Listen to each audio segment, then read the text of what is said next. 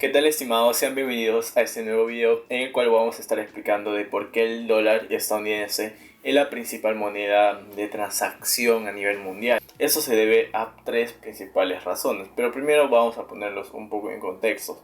Cuando se finalizó la Segunda Guerra Mundial, incluso hasta el día de hoy, pese a ciertas oscilaciones y a una caída en la primacía de la economía de Estados Unidos, el dólar ha sido la principal moneda del mundo. Esto se debe a tres principales factores. Primero tenemos a las reservas de divisas, los contratos de materias primas y las transacciones financieras internacionales. Cerca del 60% de las reservas de divisas de distintos bancos centrales de todo el mundo están invertidos en activos dolarizados. Esto lo explica Eswar Prasad, profesor de la Universidad Cornell e investigador del Brookings Institution, en una publicación del Fondo Monetario Internacional. A modo de resumen, estas reservas son todos los fondos para las épocas de vacas flacas. O dicho de otras palabras, cuando una economía de un país progresa económicamente, obviamente va generando utilidades, el sector económico se va desarrollando, pero va a haber épocas de crisis, hay épocas de recesiones,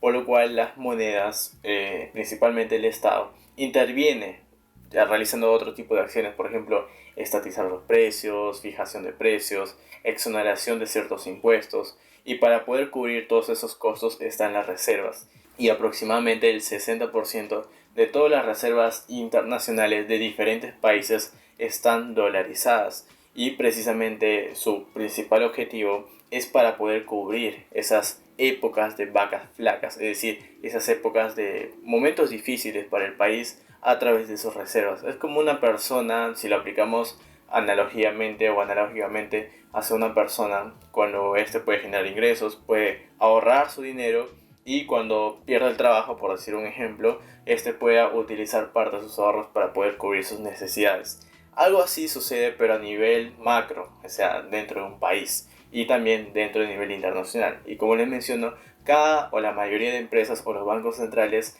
sus reservas están en dólares. Por otra parte, en general, los contratos para la compra-venta de materias primas también se fijan y se pagan en dólares, incluso por ejemplo el petróleo.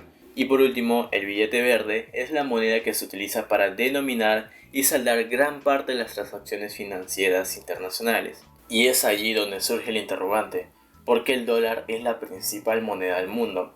Y eso se debe principalmente a un acuerdo. Aproximadamente al finalizar la Segunda Guerra Mundial, los gobiernos aliados y los distintos países llegaron a la conclusión de que gran parte de los países estaban devastados económicamente, y por lo cual ellos querían llegar a un acuerdo para determinar qué moneda se va a utilizar para poder reconstruir la economía. Fue entonces en cuando los representantes de 44 países se reunieron durante 22 días en julio de 1944 en el Hotel Mount Washington. Todo ello en el pueblo de Bretton Woods, en Estados Unidos, para poder negociar las futuras finanzas y el comercio de la posguerra. Países europeos llegaron a la reunión con profundas carencias económicas, y Estados Unidos con las mayores reservas de oros de todo el mundo. Fueron 22 días de reuniones con intereses de luchas políticas, en las que se desarrollaban los salones durante el día y en el bar del hotel durante la noche, entre whiskies y puros, según la cuenta de Ed Conway en su libro La Cumbre. Cabe recalcar que dos hombres se enfrentaron en un duelo intelectual casi hasta la muerte, por decir en un sentido literario. Por un lado teníamos al británico John Maynard Keynes, con su utópica idea de crear una moneda común para todo el mundo. Incluso imagínense, tener una moneda común para todos los distintos países, y esta tendría como nombre Bancor. Y por otro lado teníamos al estadounidense Harry Dexter White, del Departamento del Tesoro, quien obviamente determinaba que el dólar sería la principal moneda de transacción internacional, el cual terminó ganando la batalla. Al finalizar todas estas reuniones, se llegó a la conclusión de que el dólar sería la principal moneda para utilizar como transacciones internacionales en los distintos comercios entre diferentes países. Cuando se realizó esta conclusión, se crearon dos entidades que al día de hoy son muy importantes. Por ejemplo, tenemos al FMI, es decir, al Fondo Monetario Internacional, y también tenemos al Banco Mundial. Estas dos entidades se encargarían además de prestar dinero a los otros países, obviamente en dólares, que estaban devastados al concluir la Segunda Guerra Mundial.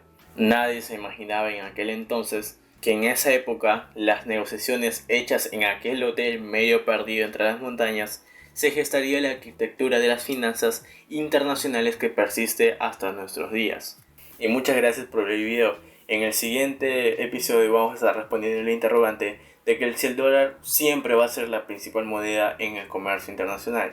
Eso lo vamos a estar viendo en el otro video para que este video no se haga tan extenso. De antemano, muchísimas gracias por ver este contenido. Conmigo nos estaremos viendo hasta una próxima oportunidad.